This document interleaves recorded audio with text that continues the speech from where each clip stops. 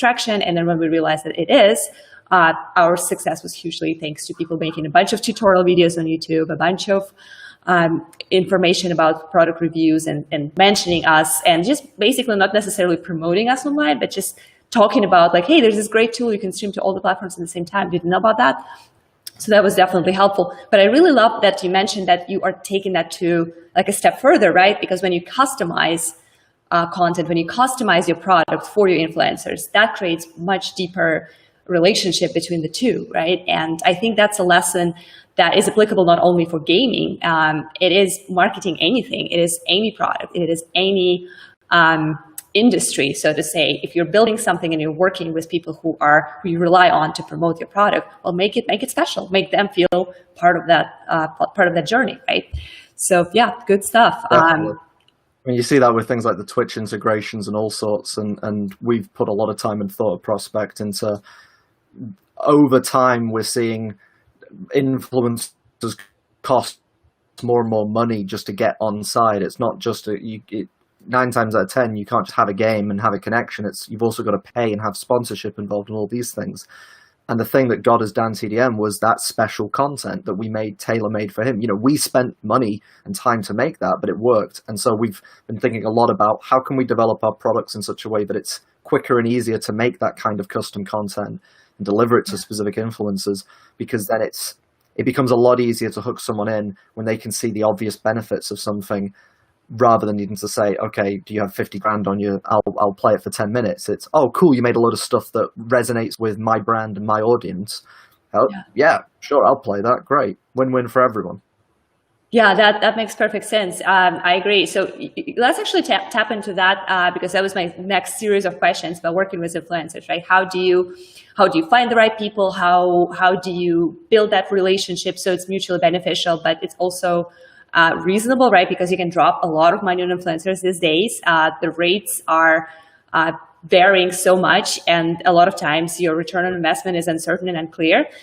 So that would be a very interesting thing to discover from Prospect Games perspective. So I guess we'll start with how do you guys find the people? Like what is your criteria? What are your steps? Like what do you do when you're like, okay, we got Robot Champions coming out. We want to get that big push with influencers. Like where do you get started?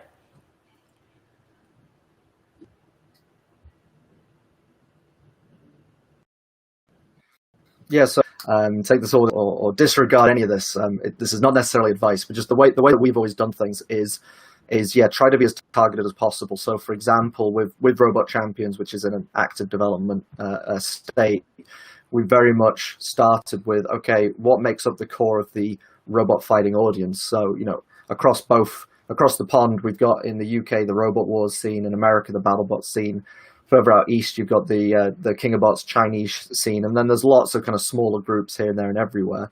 So it's about looking at who are big players there, then finding out what products came out of those industries. Like there's some Robot Wars games, there was a cancelled BattleBots game. So then finding influencers who have played those things or covered them, and then going out further afield. Like, okay, when you boil it down, take away the theme, and Robot Champions is an arena fighter game. So who plays arena fighter games that kind of resonate a bit with the Robot Champions aesthetic and whatnot. And so we try to go through it from that angle so that we can go out and contact folks. But then, yeah, we use platforms like Keymailer and whatnot, where IndieDB, you know, various platforms. Steam is an obvious one, just having a Steam page, because a lot of influencers will troll through or have teams that troll through it. So it's about casting your net as wide as possible. On one end, you should be very targeted. If you're going to somebody who plays MMOs exclusively, well, then Robot Champions as that arcade fighter is just, there's no point, so why waste your time? On the flip side, it's great when influencers come to you, but if all they cover is mobile games and they want 5 copies of Robot Champions, it's like, is that, you know, are they actually going to play it? What's going on here? So the name of the game is always about being targeted and very selective with who plays your game, because you want, if you're creating a quality piece of content, you know, and you're just pouring your heart and soul into making this game, you're going to want the people covering it generally to be wanting to provide quality content to their viewers as well, because that hopefully leads to sales in an ideal world. Doesn't always, but yeah, you can't really have any kind of huge expectations on transfer from viewership to purchasing. So your best bet is to be as targeted as possible from the get-go. Yeah, yeah, absolutely. I agree. And again, applicable to any industry, to software, to marketing, to any products. You can find the biggest influencer, the biggest person who has massive following and lots of views. But if that person doesn't get your product, if they're not genuinely interested, if they're not really, if they don't look like your brand ambassador and your evangelist, and it just kind of loses the trust, first of all, and it also doesn't really help. I mean, yeah, you got a bunch of views. Yeah, the big name was associated with your logo and your brand, but they were not passionate about it. They were not enthusiastic.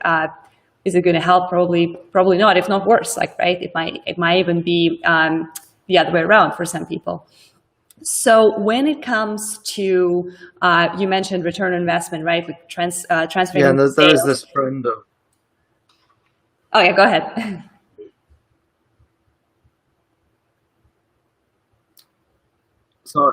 Sorry, I think it all froze for a second. It cut out. I was just going to say there is also this trend of views offer that will become money, and it's like, well, not necessarily if it's not the right audience or if they're playing your game because it's bad. I mean, this is a recent trend of people intentionally making bad games to get coverage, and it's like, great, but the people are there to watch someone have fun playing a game. That doesn't mean that they're necessarily going to go, I should play that too.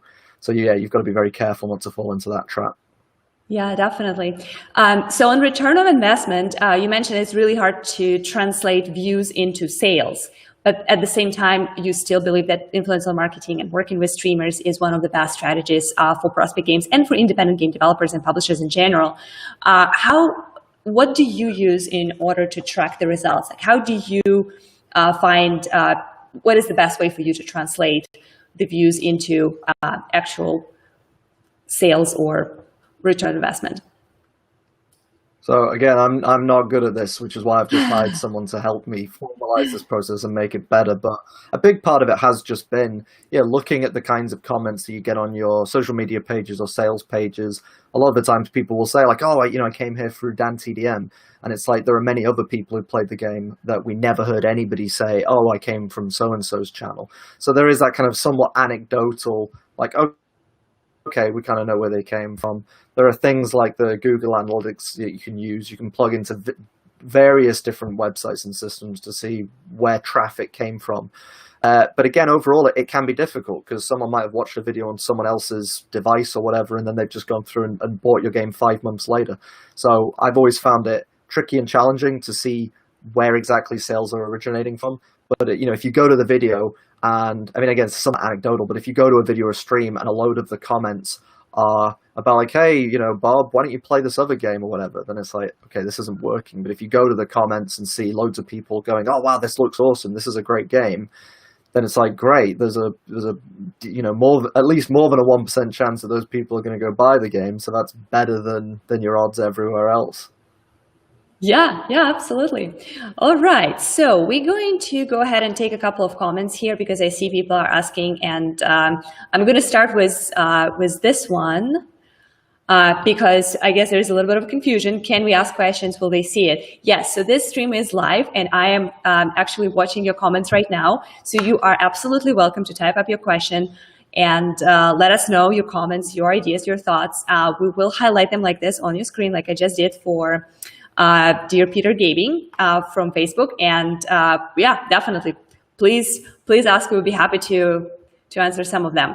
So there is one question that is kind of more related to Restream, but I'll take it real quick, just since it's an interesting question. What terminology do you use when you restream a video that was recorded live? And there's some, you can see the whole comment here, but it says live replay or perhaps restreaming live, anything that resonates to make it feel live. That's a great question. Honestly, I'm not sure we have a special term for that. At Restream, we don't. I think repurposing is something that people use a lot when they talk about taking live comments and taking live videos and moving them into their podcasts or into their series, leave on their channels. But overall, we have a tool that's called Scheduler that allows you to do that, to pre-record content and push it live. And you can also actually stream live and then take that and repurpose that for other things like podcasts and videos. So yeah, thanks for asking. And let me take, there is one more question that I was curious about, and that's definitely for you, Andrew. So Tom from YouTube is asking, who is a good influencer? So how would you describe that? How would you react to that? Like, who is a good influencer? Who is the person that you'll be like, yes, this guy, I want to work with now? Yeah, so I think, that technically there isn't that one influencer out there that is the kind of gold standard across the board. I mean, in the video game world, everybody wants like PewDiePie to play their game, but like I said, that PewDiePie still has an audience that is made up of specific groups that might not resonate with your product. So I always think that a good influencer, or the best kind of influencer, is one that fits with what your goals are. Not just in terms of the product that you make. Like if you make RTS games, then you are going to want to try target RTS influencers, but it's also about the kinds of ways that they access those products. I mean, I speak to plenty of influencers who are like, I don't like playing early access. On the flip side, there are influencers whose entire channels and whatnot are built around accessing early access games and giving live updates and effectively becoming like a kind of second marketing pillar to the developer. Like always, the second an update drops, they cover it. And so a good influencer is one that not only wants to play your product and has an audience that will want to buy your product, but ideally also fits into the kind of marketing strategy and the way that you want to communicate with your community and the wider world, that they're going to fit in with that. That they're going to go, yeah, cool, yeah, if you do an update every Monday, I'll do a video every Tuesday morning. That's a good influencer. So, and on the flip side, I mean, it's probably easier to answer who's a bad influencer. It's someone who doesn't really fit your audience. Let's do it. Yeah, let's answer that too. Yeah, wants cash up front, doesn't treat you with respect, wants 10 keys for review purposes and whatnot. Then you'll see them on a key reselling website soon enough. Says they're going to make content and then doesn't do it, or does it too late. A bad influencer is one that doesn't in any way positively benefit your ability to put the game out. And might actually be a big detriment to you in terms of being able to make sales. So yeah, it's like I said, everybody wants PewDiePie to play their game, or Jenna Marbles to talk about your product or whatnot. But it's like they've got to fit with what your objectives are at that time, and those could be changing every month. Yeah, and I so hear you about reliability, like how important it is that the people you work with are reliable, because they can be really well aligned in terms of their content. You can see that their audience and their community is a great fit for what you're doing. But if you cannot trust that person is going to show up on time, if you can't trust that person is going to do what they said they would do, that is a massive hassle for whole operations. Like I definitely experienced that before, and I would. In that sense, it's easier to work with more motivated, maybe smaller influencers, but they're more motivated and more interested in actually doing things right and doing the right job. So that's definitely, I totally hear you on that. On that specific note of small influencers, there is a question from GI from Twitter. I'm a new streamer, and it's tough to get new games to try out as opposed to highly known streamers. So since we talked about PewDiePie right now, so what is your take on small micro-influencers? People who might have perfect fit for your community, but their numbers are just not gigantic just yet. What are your thoughts? Yeah, I get the struggle, because it's an issue that indie devs have as well, in terms of trying to get their games out to audiences, or trying to get a publisher and they look at your social media channel and you've got 5 likes. Get the struggle. The obvious ones are signing up to websites like Terminals or Keymailer. But again, you run up to that problem of, because your metrics are plugged in, the developer on the other side is going to have a threshold of, hey, if this person doesn't have over 10,000 followers, I'm never going to let them have a key. So I think the best way for influencers, streamers to connect with people and to build their audiences, and this advice applies, I think, to indie devs and developers in general as well, is reach out and personalize things.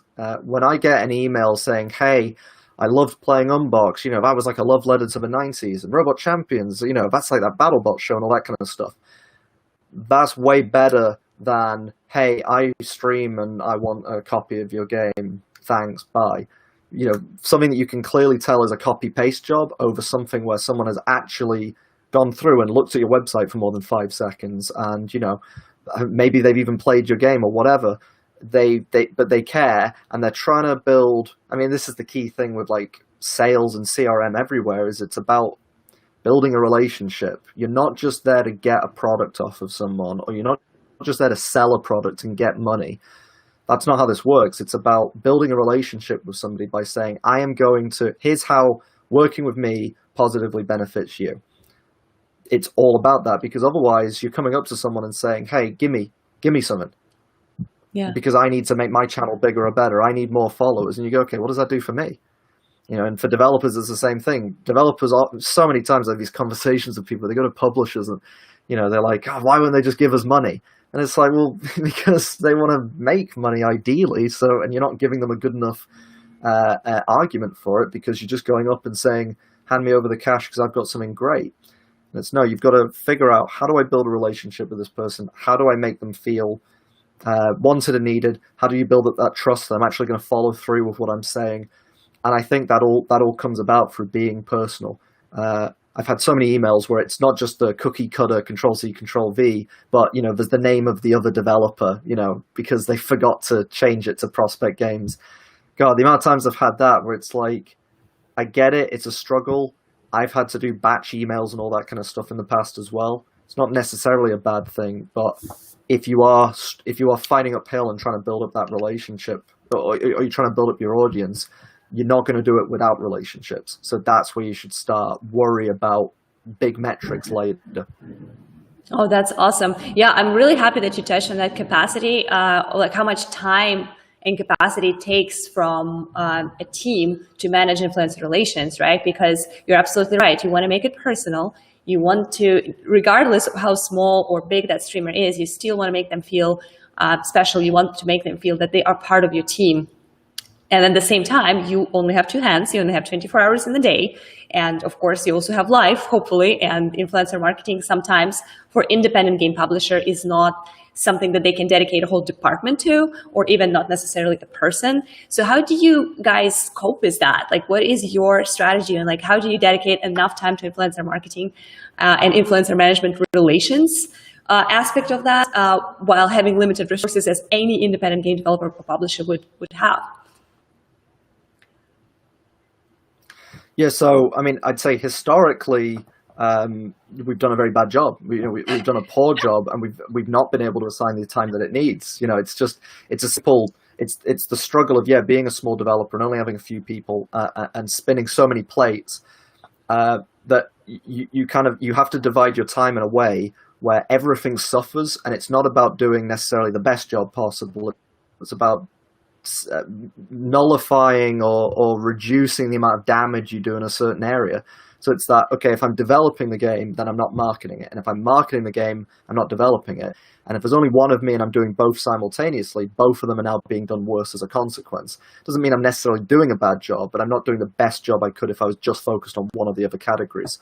So historically, what I've tried to do is do things kind of based on severity. So if we are coming up on a launch, if we're sort of T-minus 3 months away from launch, the implication is the product should ideally be nearly finished, which is giving us potentially more time to market. Vice versa, if we're at the start of a development cycle, then really all of my time should be focused on figuring out what the game is with the team and pipelines and all that kind of stuff. So if you are in a situation where you're hyper limited in terms of resources, you simply have to say, look, I'm not going to do any marketing this week because I can't, because we've got bugs to fix. Once you get to a stage like we're at right now where we can go, actually, we could afford to bring somebody on board to help doing community management. And so we can seed as a development team in and say, this is the kind of product, here are the kinds of people that we think should play it, here's our audience. Now you go away and figure out what the influencer base should be and start making those connections, and then feed that information back to us to help us modify the design, help us figure out, we should make this content for this person. Now we're doing both of those things, maybe not necessarily 100% capacity, but we're now at like 80% in both.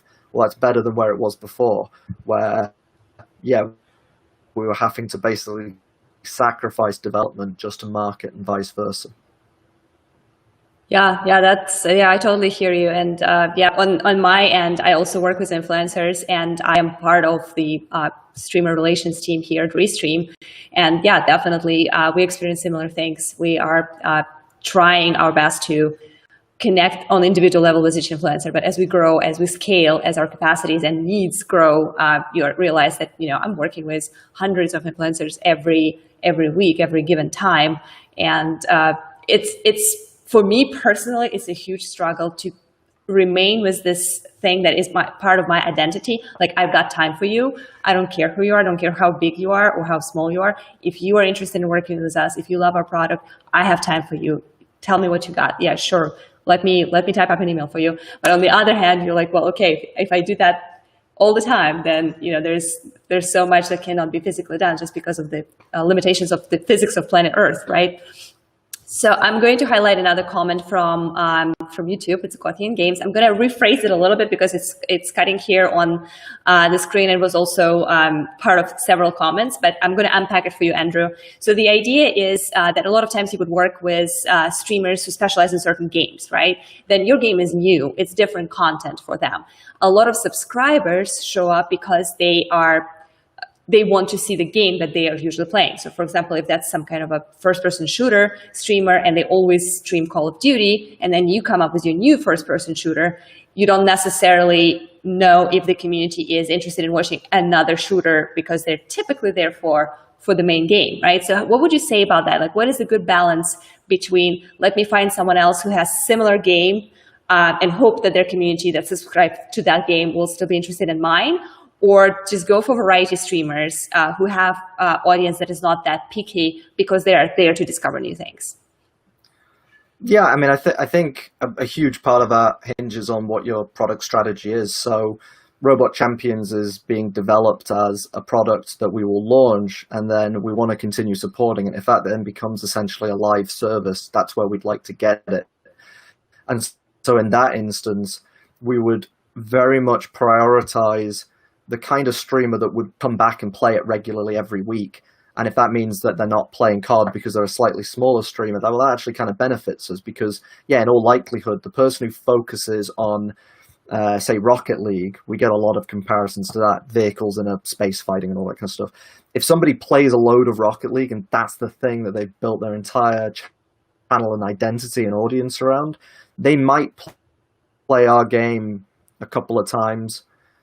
That'll be great because that gets us a big boost of people eyes on product. But if our goal is to keep selling this game month on month, year on year with extended content, and that guy goes, well, I played it, I did 5 videos, but what really makes me the money is the Rocket League stuff because that's what I built. That's the core pillar of my channel. I'm going to go back to that. Well, that helps us month 1 when we launch, and he does that video, but it doesn't help us month 12 when we're doing the DLC. And on the flip side, if you're doing kind of one of these one and done type products, like what is it, like Getting Over It with Bennett Foddy, I can't remember if that's the name, but the crazy kind of physics pickaxe game. It's a very short niche type title, but it's so standoutish that you have a core of people who will play it endlessly doing speedruns, but that was perfectly suited for everyone from Oni to PewDiePie to Game Grumps and every other streamer and YouTuber in between to play it because it was just it's such an entertaining, wacky title. So I think a huge part of it is about the strategy, and ideally you get both. Like, if you can have the big players do a couple of videos or one video in your game, and you can also have that network of influencers who are really close to your product or business who will also play it every day. I mean, that's like the best place to be in the world. And I think you saw that with games like Subnautica, where Subnautica was in early access for years. Yeah. Awesome game, awesome development approach to kind of iterative development. And he had, he had everyone from small to large studios regularly playing it. So like Jacksepticeye was a great example. He's a huge channel, and he would, play the game. I think he would do live streams as well, but he would cover it regularly, and that was great for him. But then you would also have other influencers play it, once or twice a month or once or twice a year. And that was still a huge hit. So he was, benefiting from the best of both worlds. Now, again, that's a difficult place to get to. But at a base level, I think, it's all about what your product strategy is. Do you need coverage every single day for the next year because you're in early access? Or is it a case of you've developed this product to be a one and done, and if it makes a couple of grand, great, and moving on? Yeah, absolutely. Awesome. So I have one question here that I'm not sure if we, let me read it out. Let me show it for you, and we'll see if we understood it right. And Frank, feel free to rephrase it if we didn't get it right. Are independent creators getting more doors opened as much as companies such as Xbox seem to be showing? So I'm assuming that this is a question about if independent creators are getting more opportunities, if the company is involved with a console like Xbox. Is that the question? So Frank, please feel free to, or maybe Andrew, if you have another interpretation of that, because I'm just not quite sure what Frank means by that. So I was just going to highlight it here real quick. And there is, yeah, go ahead. Oh, sorry. No, go ahead. Well, I was just going to say, yeah. So to cover that, I mean, I think I get where Frank's coming from. So yeah, in that, definitely since 2000. Really Xbox Live Arcade, like since that point, it's absolutely, the doors have been opening rapidly, and we've had more and more and more developers being able to release on more platforms and getting access to more technology. And definitely, I mean, there's lots of things behind the scenes, NDA you can't talk about as a developer, but there are things, the technologies of these platforms are steadily getting better. An obvious one is on the Unreal Engine. Like that's our bread and butter in terms of where we go to develop. We work in Unity and GameMaker and all sorts of other engines, but Unreal's our platform of choice. And if you think about the journey from where it was Unreal 3 or 2004 back in 05 and onwards to where it is now, in terms of accessibility, from tech, licensing, documentation, everything, it's tremendously better. The problem with that is that if there is a wider potential for people to get into something, then the overall level of quality, the average of quality drops, because you have a tremendously larger pool of people who might not be as passionate as you, or might not be as skilled as you, also in the mix. And so, again, this is my perspective, but I've seen a sort of the sea of potential developers and games for any platform has widened, but the filtration processes of the people at these companies, whether it's publishers, console developers, etc., has narrowed down tremendously. Where when we were talking to publish back in 2013-14, it was sort of like, it was easy to get conversations. People were coming to us, and over the course of the past 5 years, that's become harder and harder and harder, because they're becoming much more analytics driven and realizing you can't just publish 30 games a year and that one game that makes the money writes off the loss of all the others. It's like, no, you can at best publish like 2-3 games a year, and they've all got to be tremendously successful. It's all about building IP that is sustainable and reusable and expandable. So again, I'm simplifying the situation, but I think it's easier to get onto these platforms and engines and use the tech. Is it easier to get access to the money and the real support, the marketing support, etc., to get your product out of that ground level, ocean of content, and get it up into the stratosphere, everyone can see it? No, if anything, that's become tremendously harder.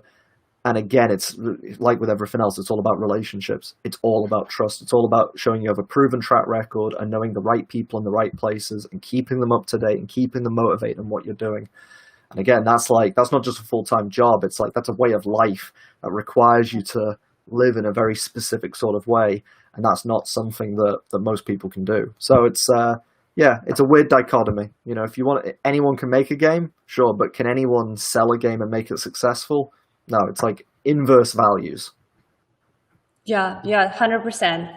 And again, for everyone who is listening to us who's not coming from gaming industry, applicable everywhere. Absolutely the same principle, in my opinion.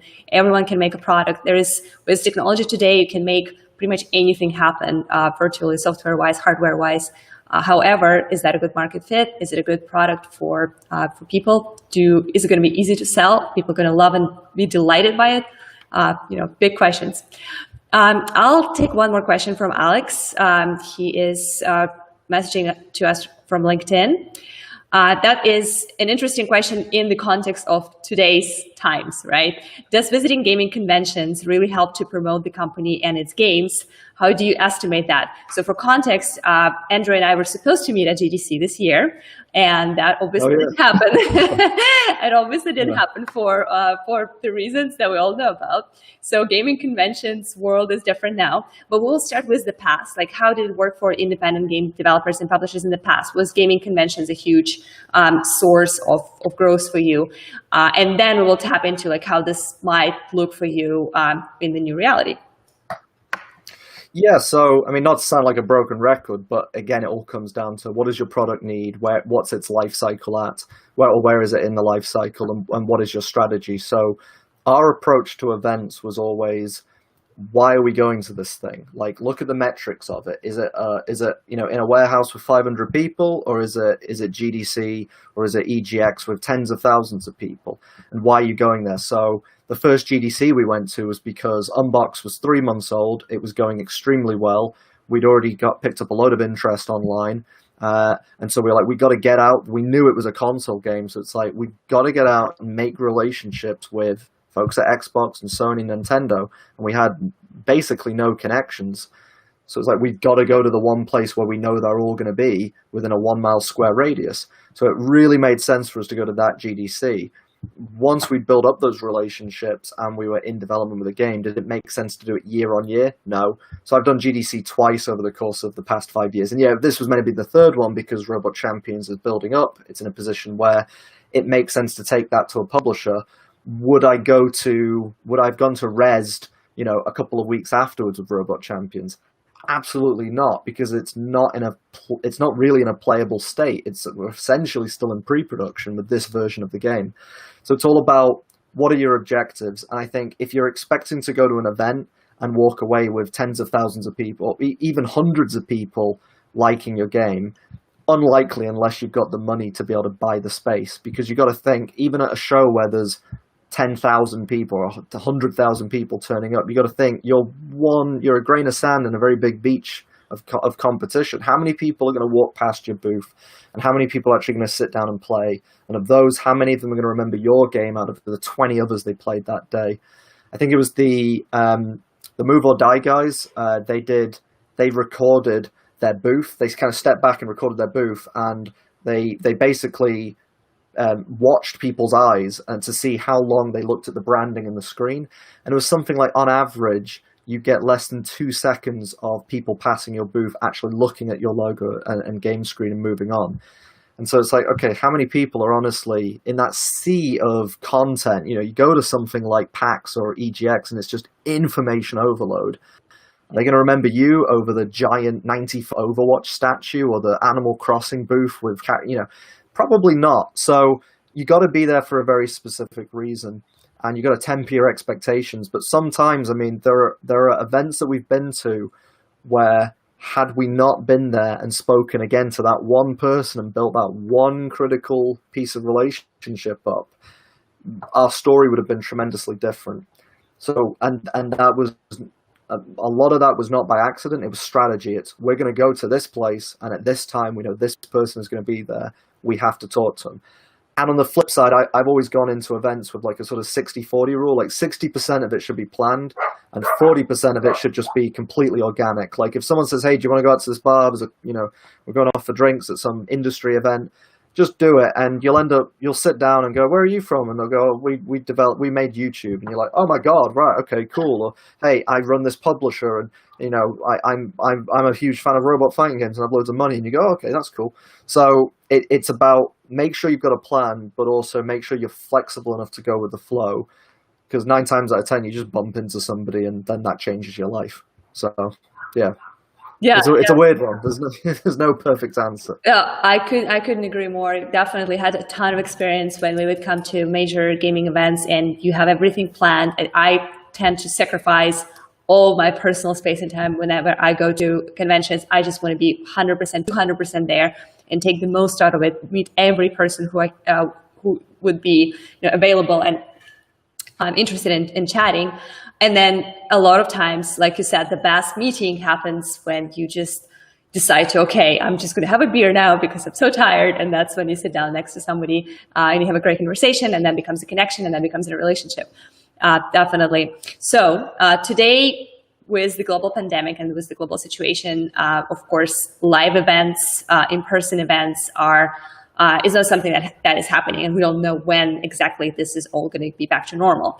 So what are your thoughts about virtual events, and how the way that gaming industry and events industry is transforming and trying to adapt to this new reality, and what are the benefits and I guess downsides of that, specifically for game developers and publishers of like Prospect Games? Yeah, I mean, I think obviously with everything from Twitch to YouTube streaming, like digital has become such an important part of outreach that there are plenty of games that have either never been to an event, or they treat events as not an afterthought, but kind of when it's like a luxury that when they can afford it, they'll do it. So think games like Prison Architect, that appeared at shows like EGX. As far as I can tell, they had these awesome booths where they built like big jail cells and stuff. But that was when it was, been on early access for years and had made millions. They could then afford to show up at an event and really make a big deal out of it. Whereas a lot of other developers use events as, this is my only discovery portal. This is the only way for me to get out of there. It's kind of do or die. And I think if you actually re-gear your approach around digital, you can do far better outreach. You can target your outreach to far more specific audiences than you could. An event, you're basically just hoping the right people walk past your booth, or you've got to go out there with a flyer and bother people. Come to the west corner of this giant 9,000 square foot room and try find us. We're on a tiny 12-inch screen in the corner, and it's like no one's going to see you. So I think this, in the way that we've seen, a lot of people have been advocates for like work at home for years and years. Like we should decentralize offices. No one really wanted to take the plunge, and this has kind of forced us to do it. And now I speak to my team and they all go, I'm happier, I'm healthier, I'm more productive. So I think this could have a similar effect where I don't necessarily think that like digital events, and I've seen a lot of people, like walking around in a 3D environment to find games. Like I don't necessarily think that is better, but if it just forces, if it takes all of that time and money and energy that you would have put on, we need a booth and we need to have flyers and all this kind of stuff, and you just focused on, hey, if we had our own Twitch channel or whatever, and we just played our own games and other people's games 3 times a month or 3 times a week or whatever, like that's kind of the same as having a booth at a show, but it costs us 9,000 times less. The outreach is potentially infinite, and it's something that we're in complete control of. We don't have to rely on somebody else providing the space, providing the artwork or whatever. So I think it's forcing people to experiment with things that the only reason they were avoiding it was they were uncomfortable. It wasn't that it was impractical or impossible or it cost too much. It was just, it's easier to turn up at an event with a flat screen TV than it is to sit down and get your Facebook analytics set up and your targeted advertising and your streaming system organized. So it's forcing people to try out different things. I think it's going to be really interesting, and who knows what's going to come out of it. Yeah, I'm thrilled to find out what this is going to do, because people would all of a sudden realize that, hey, yeah, there are alternatives how to promote and how to engage with community. It doesn't cost a ton of money, it doesn't cost a ton of manpower and physical time and resources of your team, and also is much more trackable, right? Like you have a lot more opportunities to verify your engagement when you are looking at how many people showed up to your stream versus how many people passed by your booth. And even if you had a conversation with those people, it's still a lot easier to keep metrics on check if you have a stream, if you have a digital presence and digital strategy. All right, so this is going to be it for questions for now. I do have one more question for you that I thought it's kind of interesting for me, because we are live on LinkedIn right now. And I was curious, since LinkedIn released their own live streaming, right? And of course, for game publishers, Twitch is the most popular platform where they would stream their content. But of course, you also stream to YouTube. You're also experimenting with other platforms. Mixer also is very impactful these days. And there's several others that are popping up. What are your thoughts on LinkedIn Live for game publishing? Do you think game publishers would be interested in streaming live on LinkedIn at all? Or is this going to be something that will just remain as a professional network, and no live content with gameplay would ever have a place there? I mean, potentially. I see a lot of. I mean, I interact with a lot of people in the games industry through LinkedIn. It's a good way of keeping in touch with people. It's also a good way of contextualizing conversations. Like chatting to someone on Facebook Messenger is a bit different than talking to them on LinkedIn. I could see it being useful in terms of if you're trying to like pitch games to publishers, or they're trying to get some kind of curated set of games that they can then review and look at. That might be a useful tool for them, because the first thing that a publisher says when you talk to them about a game is, can you show it to me and can I play it? Like that's the very first, that's what they want to know, is what does it look like, and can I play it and get a feel for it, and what are the metrics around it? And so that's something that could easily be done by just sending them a build. But if we're not going to be able to as easily sit down with one another at events and talk to one another, then being able to connect through LinkedIn and say, hey, jump on my stream, we're playing it right now, and maybe being able to invite multiple publishers or multiple journalists, multiple members of your industry in, to specifically have a professional live stream where people aren't going to be typing edgy stuff in the comments, but it's about, what do you think of this product? And they can be asking you questions like, what are your metrics and what's your sales projections? I could see that working. And I think for too long we've very much been focused on videos are on YouTube and live streaming is on Twitch, and it's like I think and the internet used to be very decentralized. It's everyone hosted videos, and then it went all into a very slim set of services provide this. So I don't like monopolies, and so I'm for anyone trying to kind of break the stranglehold that larger companies have over certain mediums. And I think live streaming is one that certainly needs smashing down a bit and spreading out a bit more. Yeah, absolutely. Like that's one way to stand out right now, because on LinkedIn, because of the system, like the way LinkedIn approaches their live streaming is you have to get approved. Not everyone has that ability to do that. You also have to use third-party application in order to even go live on Restream. On LinkedIn. Restream is one of those applications. There are several others. So it's a little bit of a complex creature right now, but at the same time, it's a great opportunity for people who want to be innovative, who want to think outside of the box and be like, well, I've streamed on Twitch and YouTube my whole life. Why don't I apply to LinkedIn and see what happens? And maybe my audience is there. Maybe their new audience is there that I can engage in a completely different way on a different level. So that's all exciting stuff. I don't think LinkedIn's ever going to die either. I mean, many social media websites come and go, but it feels like LinkedIn will be eternal. So, if you were going to choose any platform to try out new software or systems on, it's like, that's a good shout. Things come and go on Facebook and whatnot, but LinkedIn's always going to be there. Very stable. 100%. So one last question for you, Andrew, before we wrap things up. When we talked to you earlier, you mentioned that you did have your own podcast back in the days. I guess you mentioned 2014 timeframe. What was that podcast about? What was it like? So I know you mentioned it was not live, it was pre-recorded. Can you tell us a little bit about it?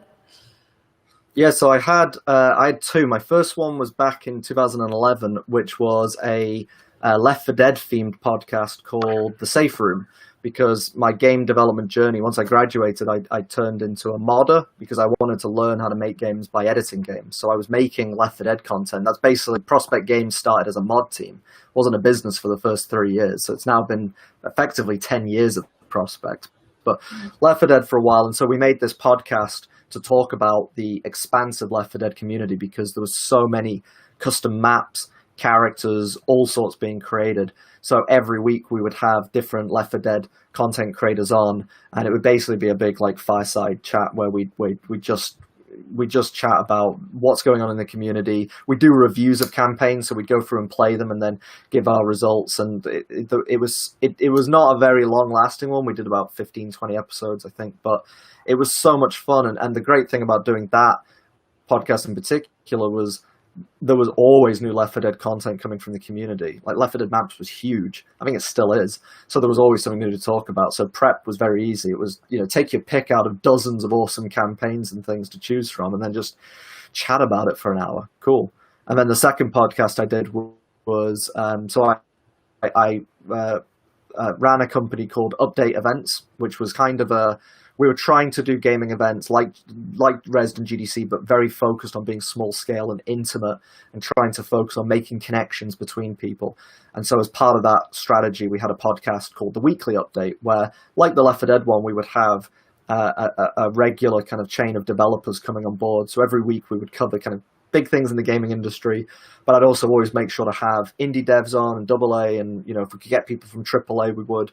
And we just talk about what their experiences are, where they think the games industry is heading, help them promote their titles. And again, not very long lasting, probably, again, 15, 20 episodes. Because again, the eternal struggle between making games and the rest of life. But it was a really fun experience. And I'd love to be able to reboot something like that in a more live stream environment. Because back in 2011, it was all about like Mumble and Audacity. It was the Bronze Age. It was a different world. Yeah, I was going to ask you actually next. Are there any aspirations that now when you have so much more experience in the industry, when you have so much more experience in general, is that something that kind of intrigues you? Like, maybe I should go ahead and go back and try again, stream something live, podcast again. Any dreams in that direction? Yeah, it's always interesting. I mean, I can talk for hours, and I had a very, very brief run as a YouTube content creator where I'd make stupid anime videos and stuff that would make me laugh and like 4 other people. But I always enjoyed doing that. It's just there was always this core dream of I want to make Prospect Games into this big company that makes the best games in the world. And it's like, then to add onto the side of that, I run a podcast. It's the same thing as I said before about, well, you can't do both of them to 100%, so one's got to suffer over the other. And my Prospect and Andrew Bennison are almost inseparable. It's like they're one entity. So it's something I'd love to do. I think what I need to focus on for the time being is building up the company, getting it more sustainable, bringing on more people so that I'm not wearing a stack of hats 20 feet high. If I'm actually the CEO, and that's my job. It's not CEO and producer and games designer and cleaner, coffee maker. If it's not all of those things, then if I've got a few extra hours a week to be able to jump on and do, something like this, just informal chats where we talk about the industry or our games or whatever. I'd love to be able to get back into that, and maybe one day the anime videos will return. Who knows? Probably not. I'm over the 30 hump, so I'm meant to be a grown up now. So who knows? We'll see what comes next. Well, I think that would be a very nice hat for you, and that will fit you very well. If, in addition to all the hats that you're wearing, it's also going to be Andrew Bennison, the content creator, YouTuber, and I think anime is perfectly fine. It's whatever makes you happy, and. So I definitely wish you best of luck with that. If that ever happens, let us know. I would be happy to join. Well, I think this is going to be it for today. I'm going to wrap this up, and we're going to say goodbye to Andrew. Thank you so much for showing up. Thank you so much for joining us. Great conversation, lots of wonderful insights, very interesting angles on things. And that's exactly why I was really excited about having independent game publisher and developer on this show. It's because it is a lot of times very relatable to all kinds of businesses, because so many things that we're dealing with right now, especially in terms of live streaming, influencer marketing, events, how to promote your product, what's more important to build or to sell, is very relevant to any industry. But the gaming industry is it has a special place for me, for sure, in my heart. And I think those insights were very helpful. So I appreciate your time. Thank you, Andrew. And I am going to disconnect you right now and just say a couple more words to the community before we wrap things up. Thanks, Andrew. Thanks for having me. Thank you. All right. Well, that was our show, episode 2. Thank you, everybody, for showing up. I really appreciate everyone who commented and asked questions. It's always great to get some feedback and some interactive aspect into those shows. We are going to have those Friday Lives every week. Our next episode is going to be about streaming music and streaming live radio. So it's going to be a slightly different aspect, but also a very interesting guest. So please stay tuned for that. We are going to announce that early next week, and I hope to see you all here. If you have any feedback, any comments, any questions, any ideas of something specific that you would like us to cover during Friday Lives, please let us know. You can comment, you can direct message me, you can reach out to Restream, and we will be absolutely happy to look into that. Thanks again, everybody. Have a wonderful rest of your Friday. Very happy Friday, and have a great weekend. Bye.